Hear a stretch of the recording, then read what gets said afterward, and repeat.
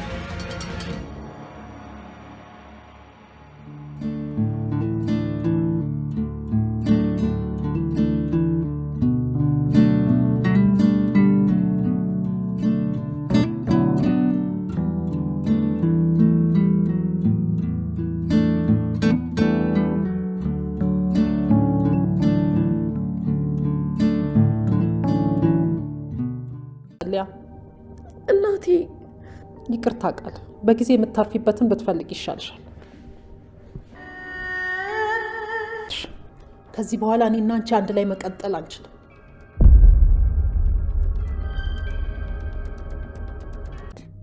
እንደዚህ እያስመሰልኩ እንድታምኘኝ ላድርግ እንጂ ምን አማራጭ አለኝ? አንቺ ሞኝ፣ እነዚህን ሰነዶች እስከማገኝ ድረስ ነው። ፀሐይ፣ በጣም ጥሩ ሰዓት ነው የመጣሽው። ለልጄ ቁርስ እየሰራው ነበር። አብረን እንበላለን። ልጅሽ መጣል እንዴ? አዎ ተኝቷል። አላየሽውም እንዴ? ኧረ አላየሁትም ነበር። የፈጣሪ ያለ ይህ እርጉም ልጅ እዚህ ተጋድሞ እንዴት ነው ስራዬን የምሰራው? ስገባ ባየው በዛው ነበር የምመለሰው። ብታይ ፀሐይ፣ ከአከራዩ ከወይዘሮ ሰላም ጋር ተጣልቶ በሌት አልመጣ መሰለሽ? የሆነ ነገር የሆነ መስሎኝ እንዴት እንደደነገጥኩ። መቼ? ትናንት? እንዴት? ለማንኛውም እሱን ተይው፣ ለበጎ ነው። ማለት እንዴት ይሄ ለበጎ ይሆናል? ልጄ ከዚህ በኋላ አብሮኝ ነው የሚኖረው። አየሽ፣ ልጄን ከጎኔ ለማድረግ ነው ከአከራዩ ጋር የተጣላው። ልጄ ከዚህ በኋላ ከጉያ አይጠፋም።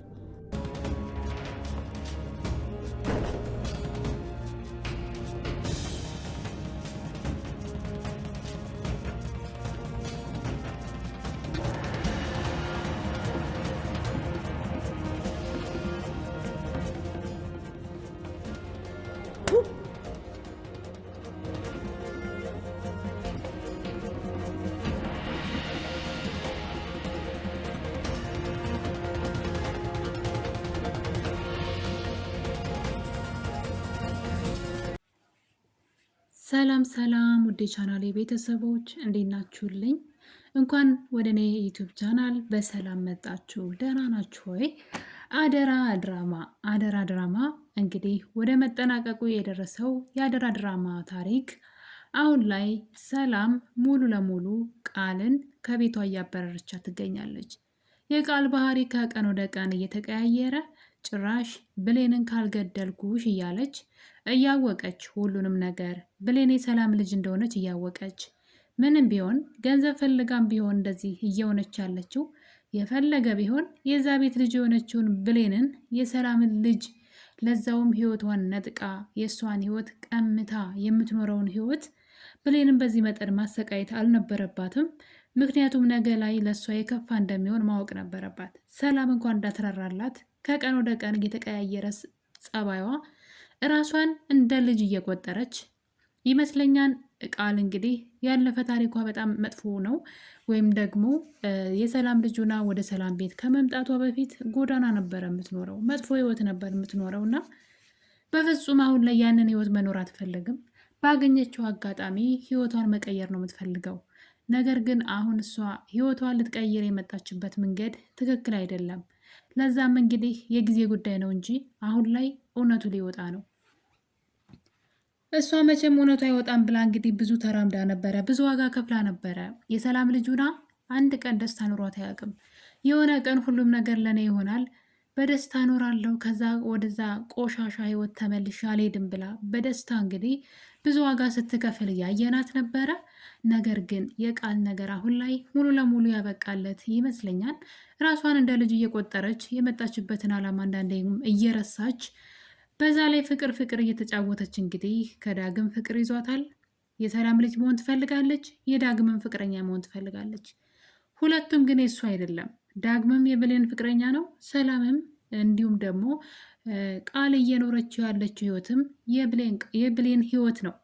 እሷ ግን ይህን ረስታ ሁሉንም ነገር ለእኔ እያለች እንግዲህ ራስ ወዳዱና ቢያንስ ልጅቷን ልታከብራት ይገባ ነበረ። በዛ ላይ ብሌን ሚስጥሯን ታውቃለች። እሷ የሰላም ልጅ እንዳልሆነች ሰላምን አጥፍታ የሰላምን ንብረት ለራሷ ለማድረግ ከባሀይሉ ጋር ተመሳጥራ እየሰራች እንደሆነ ብሌን ጠንቅቃ ታውቃለች። እና ሚስጥሯን እንደሚያውቅባት ሰው እንኳይ አክት አታደርግም። ምንም በቃ የምር ልጅ እንደሆነች አድርጋ ነበረ ራሷን ስትቆጥር የነበረው። በዛም እንግዲህ ሰላም የሆነ ነገር ስትናገር በአዞ እንባዋ ሰላምን እያታለለች እኔ ልጅሽ ለስንት ዓመት ናፍቄሽ ሳገኝሽ ዛሬ ግን እንደዚህ ትኛለች እያለች ሰላም እንግዲህ እንድትራራላት በጣም ብዙ ነገሮችን እያደረገች እዚህ ቤት ቆይታ ነበረ። ነገር ግን አሁን ላይ ሁሉም ነገር ያበቃለት ይመስለኛል። ሰላም በባለፈው ጊዜ እንግዲህ ሳሚ ደውሎ ቃል ያንቺ ልጅ አይደለችም፣ በኃይሉ እየተጫወተብሽ ነው። አባታችሁ ንብረቱን ሁሉ ለአንቺ ስላወረሰሽ ቃል ወንድምሽ በኃይሉ በአንቺ ላይ ቂም ይዞብሻል። እናም የአንቺ የሆነን ነገር ሁሉ መውሰድ ይፈልጋል። ለዛ ነው ቃል ልጅሽ ብሎ አንቺ ጋር ያመጣት እንጂ ልጅሽ ትክክለኛ ልጅሽ አይደለችም። ትክክለኛ ልጅሽን በኃይሉ ያውቃታል ካላት ጊዜ ጀምሮ ሰላም ተቀይራለች፣ ሙሉ ለሙሉ ተቀይራለች ማለት ይቻላል። ማንም ሰው ምንም ሊያሳምናት አልቻለም። እና እንግዲህ በዚህ መሀል እያሉ ነበረ አንድ ስህተት እንግዲህ የተሰራው። እሱም ብሌን ቃል እንደሚታወቀው ዳግምን ታፈቅረዋለች፣ እሱ ደግሞ ብሌንን ያፈቅራል። ነገር ግን አንድ አስቸጋሪ ነገር ስለገጠማቸው እንግዲህ በቃል ስሜት ላይ መጫወት ይጀምራሉ ሁለቱ ማለት ነው። ያደረጉት ነገር ትክክል እንዳልሆነ በእርግጥ ግልጽ ነው። ምክንያቱም አንድ ሰው በደካማ ጎኑ የምትወዱት ሰው እሷ የመውደድ መብት አላት በነገራችን ላይ ቃል። እነሱ ደግሞ ያንን ነገር በፍጹም ሊጠቀሙበት አይገባም ነበረ። ነገር ግን እነሱ ደካማ ጎኗ እሱ እንደሆነ ስላወቁ ብሌን ስለ እናቷ ለማወቅ ብላ እንግዲህ እሷን ከሱ ጋራ የማይሆን ነገር እንዲያደርጉ እንዲቀራረቡ ስታደርግ ነበረ። በዛም የተነሳ እንግዲህ ይህን ነገር ቃል ነቅታለች። እዚህ ቀደም እንደዚህ አይነት ነገር ስለገጠማት በድጋሜ ሆን ብለው እያጠመዷት እንደሆነ ስላወቀች ሚስጥሩንም እንግዲህ አልናገርም ብላለች። አሁንም ብሌን እናቷ ማን እንደሆነች አላወቀችም። በእርግጥ ግልጽ ነው፣ በጣም ብዙ ሰው ያውቃል ሰላም እናቷ እንደሆነች። እሷ መንቃት ስላቃታት ነው። እና እንግዲህ በዛ የተነሳ ችግር ተፈጥሯን ቃል ላይ ቃል የዛ ምሽት እንግዲህ ዳግም ቤት አምሽታ ከእሱ ቤት ስትወጣ ሰላም በምሽት ታያታለች። በዛ የተነሳ ትልቅ ጸብ ይነሳል። የአንቺ ልጄ በመሆንሽ በጣም ነው ማፍርብሽ። እንዳንቺ አይነት ሴት የዳግም ምርጫው አይደለችም። ሲጀመርም ብሌንን በጣም ያፈቅራታል። ሊጫወትብሽ እንጂ አይፈልግሽም። ተፈላጊ ሴት አይደለሽም ብላ እንግዲህ ሰላም ራሱ ቃልን ስትናገራት ነበረ። በዛ የተነሳ ቃል ውስጧ ስለተነካ ብሌንንም መጉዳት ፈለገች። ከዚህ ነገር ጀርባ የብሌን እጅ እንዳለበት ስላወቀች ብሌንን ለመጉዳት ተነሳሳች። እዚህ ጋም ቢሆን ቃል ትክክል ናት። በእሷ ስሜት ላይ እነሱ የመጫወት መብት የላቸውም። ስለዚህ በንዴት ተነስታ እንግዲህ ቢላ ይዛ ነበረ የብሌን ክላስ የጠበቀቻት። በዛ ሰዓት ሰላም ባትደርስ እንግዲህ ቃል ብሌን ላይ ምን ልታደርግ እንደምችል አይታወቅም። ምክንያቱም ያደረገችባት ነገር አንደኛ በራሱ ቃል ዳግምን ስለምትወደው መውደዷ ብቻ ራሱ ችግር አለው ማለት ስለምትወደው ብሌን እንድትወድባት ወይም እንድትወስድባት አትፈልግም።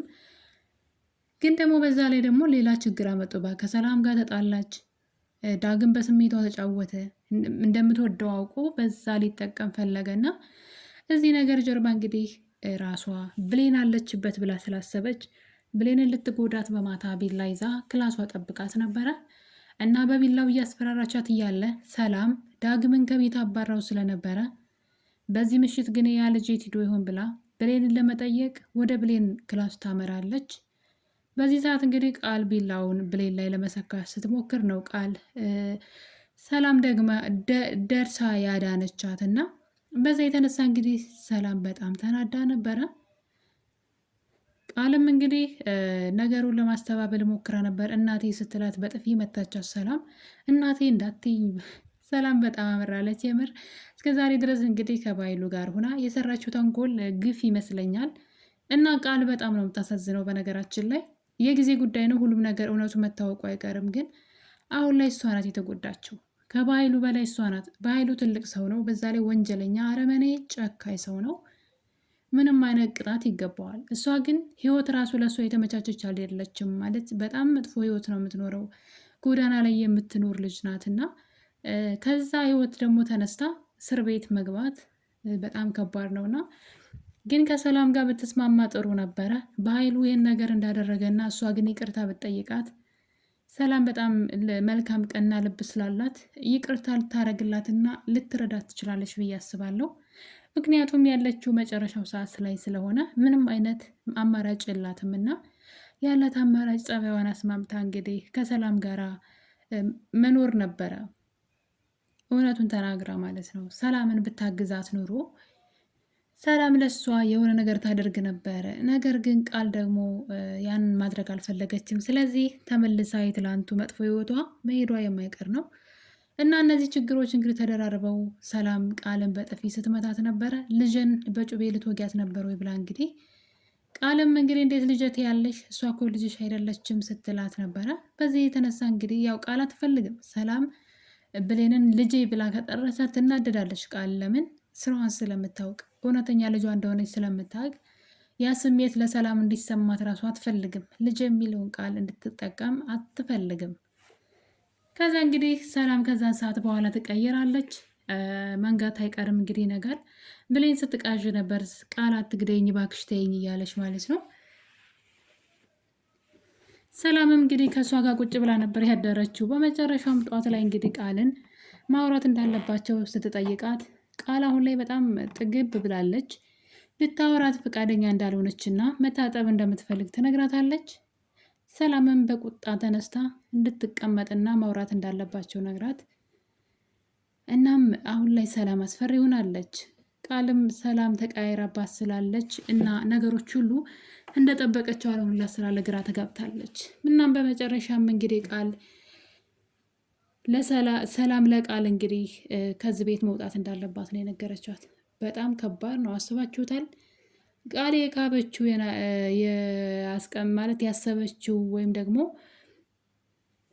አለይ ብላ ያሰበችው ነገር ሁሉ በአንዴ ነው ያጣችው። አስቡት። ይሄ በጣም ከባድ ነገር ነው። ብዙ ነገር ነው የምትጠብቀው። ከዚህ ቤት ብዙ ነገር ይዤ እወጣለሁ ብላ ተስፋ አድርጋ ነበረ። ነገር ግን ሰላም እንግዲህ በአንድ ቃል ነው ቃሽን ሰብስቤና ከዚህ ቤት ትውጫለሽ፣ የእናትና የልጅ እንትኑ ውጤት እስኪታወቅ ድረስ እዚህ ቤት እንድትሆኝ አልፈልግም። ከቀን ወደ ቀን ጸባይሽ እየተቀያየረና የማላቅሽ ሰው የማታከብሪ መጥፎ ልጅ ሆኖሻል። ስለዚህ እዚህ ቤት እንድትኖሪ አልፈልግም ብላ እንግዲህ በግልጽ ቋንቋ የተናገረችው። ቃል እንግዲህ እግሯ ስር ተደፍታ ስታለቃቅስ ነበረ። የት ሄዳለሁ? መሄጃ የለኝም እናቴ ካንቺ ውጭ ብትላትም ሰላም ግን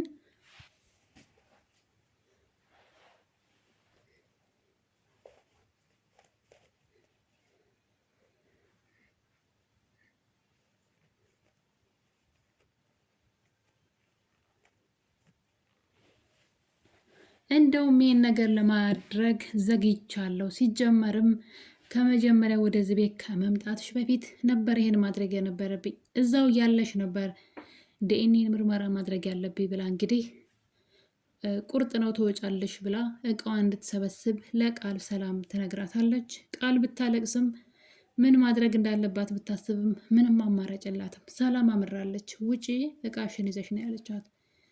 እሷ ግን እኔ እኮ ልጅሽ ነኝ፣ ከወጣሁኝ አልመለስም፣ ይቆጭሻል፣ በኋላ ልጅ ብትይኝ እኔን አታገኝኝም ብላ ሰላምን እንግዲህ እንድትፈራ ማለት አስቡት። ልጇ እንደሆነች ካወቀች ምን ያክል ሊሰማት እንደሚችል ሊቆጫት እንደሚችል ስለምታውቅ ማለት ነው። እሱን ስሜት እንዲሰማት ቃልም ለሰላም ብዙ ነገር ብትናገራትም ሰላም ግን ቆርጣለች። በጣም በሚገርም ሁኔታ ነው እና ሰላም አይሆንም ብላለች። በቃ እንደ ልጁ አይደለም ያይቻት ያለችው ሲጀመርና እንግዲህ ቃል እቃዋን ሰብስባ ከሰላም ቤት ወጥታለች። የሚገርመው ነገር ግን ከመውጣቷ በፊት እንግዲህ የሰራችው ስራ እዚህ ቤቴ ሁሉ ጊዜ እንደዚህ ለፍቼ ደክሜ ምንም ነገር ሳልይዝ እንዴት እወጣለሁ? ስለዚህ የሆነ ነገር ይዤ መውጣት አለብኝ ብላ እንግዲህ ቃል ያሰበችው ነገር ቢኖር የሰላምን የሆነ ነገር ይዞ መውጣት ነበረ። እናም ሰላም እንግዲህ ሌሊት ላይ ተኝታ ታስባለች። ይህ ነገር ግን እኮ ምናልባት ቃል ልጅ ብትሆን ነገ ከነገ ወዲያ እውነቱ ሲታወቅ ልጅን ባጣትስ፣ አልፈልግሽም ብትለኝስ፣ ብትጨክንብኝስ ብላ ሰላም ብቻዋን አውጥታ ውርዳ እንግዲህ ሲነጋ ወደ ቃል ክላስ ታመራለች። እናም እሷ ሀሳቧን ቀይራ ነው በነገራችን ላይ ቃልን ከቤት እንዳትወጣ ይቅርታም ልትጠይቃት ነበረ። በመጨረሻም እንግዲህ ቃል ያሰበችው ነገር የሰላምን ጌጣጌጥ ይዞ መጥፋት ነበረ። ሻንጣዋን ካዘጋጀች በኋላ የሰላምን ወርቆች ሰርቃ ወደ ሻንጣዋ ልታስገባ በእጇ ይዛስ እያለ ድንገት ሰላም ወደ ክላሷ ትመጣለች። እጅ ከፍንጅ ነበር የያዘቻት። በዛ የተነሳ እንግዲህ ሰላም በጣም አንጀቷ ቁርጥ ነው ያለው፣ ደሷ ያላት የእናትነት ስሜት ማለት ነው።